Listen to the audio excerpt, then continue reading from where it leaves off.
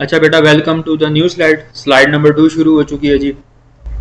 और आज के लेक्चर की तो जो टॉपिक हमारा चल रहा है वो बेसिकली एरिया चल रहा है। एरिया किस तरह कैलकुलेट करेंगे जी। एरिया कैलकुलेट करने के लिए ये मैंने आपके सामने पोलर फॉर्म में एक फार्मूला लिखा कि जो पोलर फॉर्म में फार्मूला आपको नज़र आ रहा है, ये double integral over the region R of the function R और थीटा के फॉर्म में है। तो इसको किस तरह लिखेंगे जी। ये आपके पास आ जाएगा जी, सबसे पहले आपके पास आ जाएगा जी थीटा वन,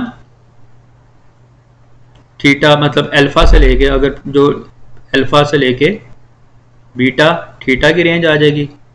फिर आपके पास आर की रेंज आ जाएगी। आर क्या होगा, आर वन, और यहाँ पे हो जाएगा आर टू।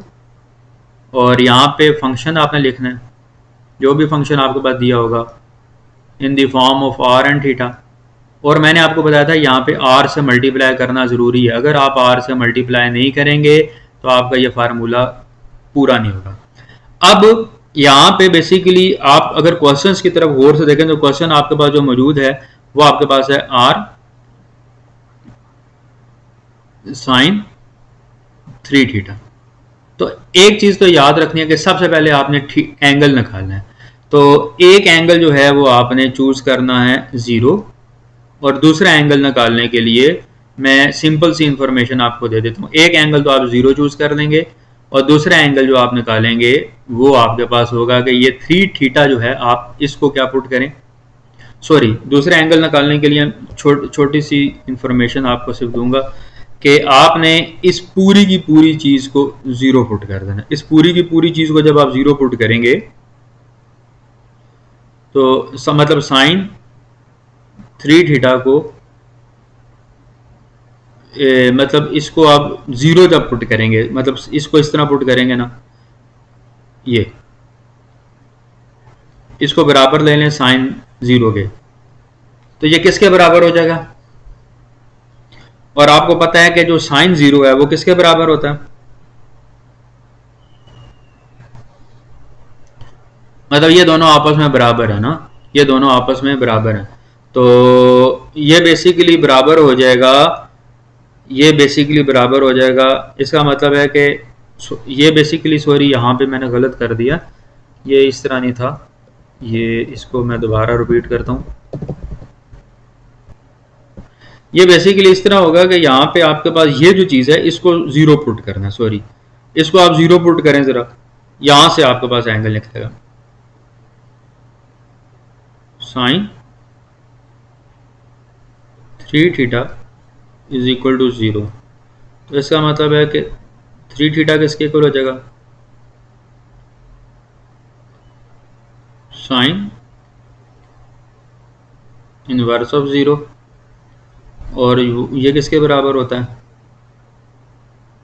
एन पाई। और थीटा किसके बराबर होता है, theta is equal to n pi by 3। और यहाँ पे जो n है, अगर n basically numbers of cycle को रिप्रेजेंट कर रहा है, तो हम यहाँ पे जो n है वो बेसिकली 1 चूज करेंगे, n इज इक्वल टू 1। इसका क्योंकि एक आपने जो है ना वो पैलेट्स एक पत्ता लेना है, ज़्यादा पत्ते नहीं ले रहे। जब एक पत्ते मतलब बेसिकली हम जो है ना एक गुलाब को डिस्कस करें तो n इज इक्वल टू 1 होगा। तो आपके पास थीटा की वैल्यू यहाँ पे आप 1 चूज कर लें, तो ये आपके पास आ रहा है, थीटा की रेंज आपके पास आ रही है। थीटा की रेंज कितनी है, एक ये आपने थीटा निकाला, और एक मैंने आपको बताया था कि थीटा आपने ओरिजिन पे चूज करना है, थीटा इज इक्वल टू 0। तो थीटा की रेंज आपको पता चल गई, यानी ये आपको पता चल गया कि दिस इज अल्फा, और ये आपको पता चल गया दिस इज बीटा। अब आपने आर की रेंज फाइंड करनी है, आर की रेंज फाइंड करनी है बेटा।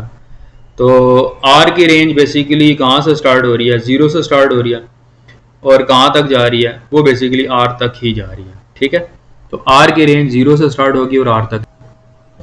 अच्छा, आर की रेंज क्या है जी, आर बेसिकली जो सबसे पहले आपके पास आर है वो आपने जिसको R1 कहते हैं वो आपके पास 0 है, और जो दूसरा R है जिसको आप R2 कहते हैं वो आपके पास R है। और R की वैल्यू क्वेश्चन के अंदर दी हुई है, R की वैल्यू किसके इक्वल है, R is equal to sine theta. तो इसका मतलब R2 आपके पास हो जाएगा साइन 3 थीटा। तो दोबारा देख लें कि R1 आपने लेना है 0 और R2 आपने लेना है R। तो R की रेंज 0 से स्टार्ट होकर R तक जा रही है, तो आपको ये नज़र आ रही होगी, ठीक है। और थीटा की रेंज जो है वो आपको 0 से π/3 पे आपको नज़र आ रही होगी। अच्छा, अब फार्मूला हम रिकॉल कर लेते हैं। ये जो ऊपर आपको फार्मूला नज़र आ रहा है, ये बेसिकली वॉल्यूम आपने निकाला है। और अगर आपने एरिया निकालना है, area of our region R in the polar form में, तो उसका जो फार्मूला है वो आपको सिंपल सा फार्मूला है। एरिया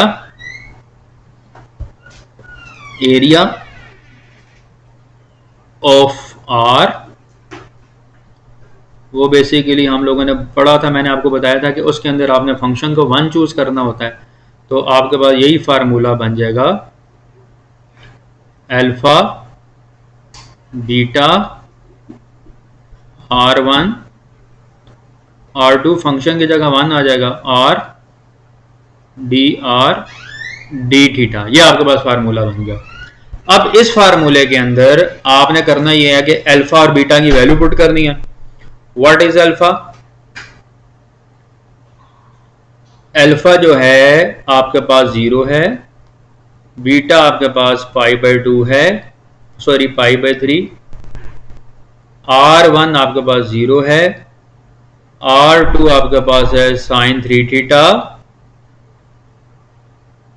अब ये क्वेश्चन बहुत आसान हो गया है।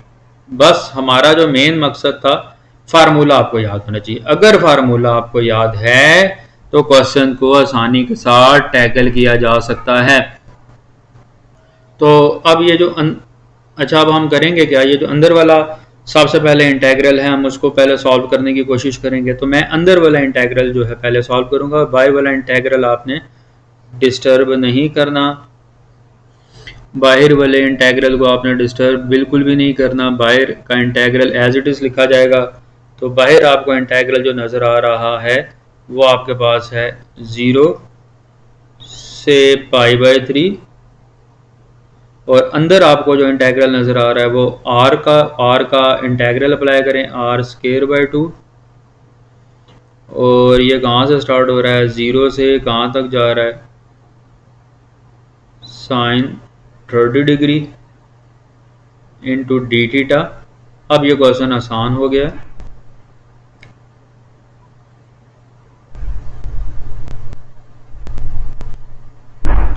ये upper limit minus lower limit करेंगे, 1/2 को आप बाहर लिख दें, upper limit minus lower limit करेंगे तो ये आपके पास आंसर आ जाएगा। वो 0 आ जाएगा, उसको लिखने की ज़रूरत नहीं है। इसके अंदर अपर लिमिट माइनस लोअर लिमिट करेंगे तो ये आपके पास आंसर आ जाएगा।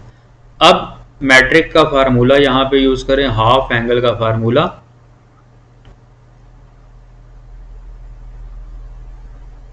हाफ एंगल का फार्मूला यहाँ पे यूज़ करेंगे, और ये बेसिकली क्या बनेगा, 1 माइनस कॉस 2 थीटा होता है, और यहाँ पे थीटा जो है वो ऑलरेडी 3 के बराबर है, तो 2 को 3 से मल्टीप्लाई करेंगे तो 6 थीटा बाय 2। ये फार्मूला जो है आपके पास जनरेट हो रहा है।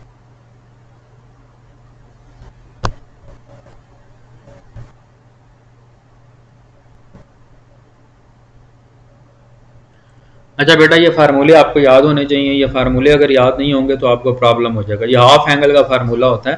हाफ एंगल का फार्मूला मैं फिर भी आपके सामने लिख देता हूँ। ये आपके पास होता है साइन थीटा बाय 2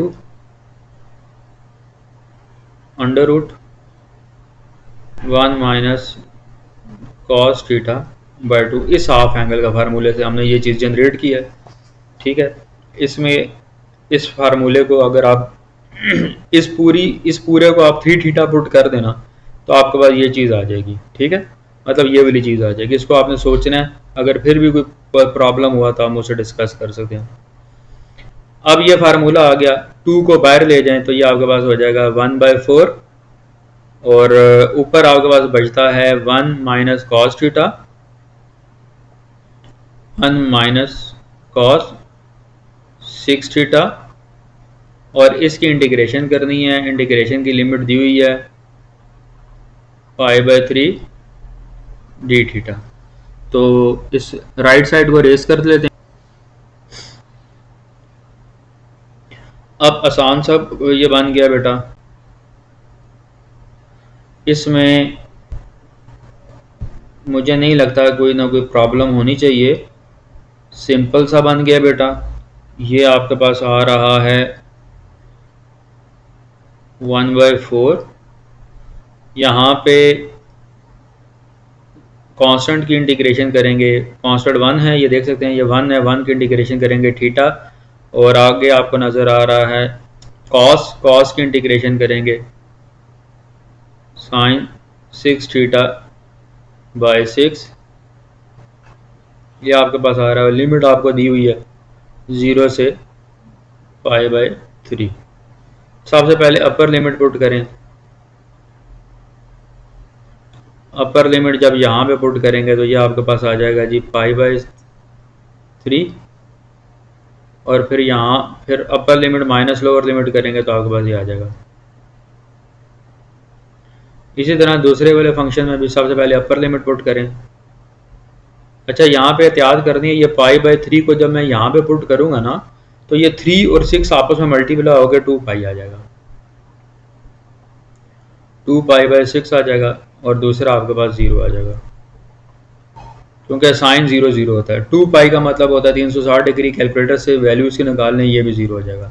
तो आपके पास टोटल यहाँ पे जो आंसर आएगा वो π/2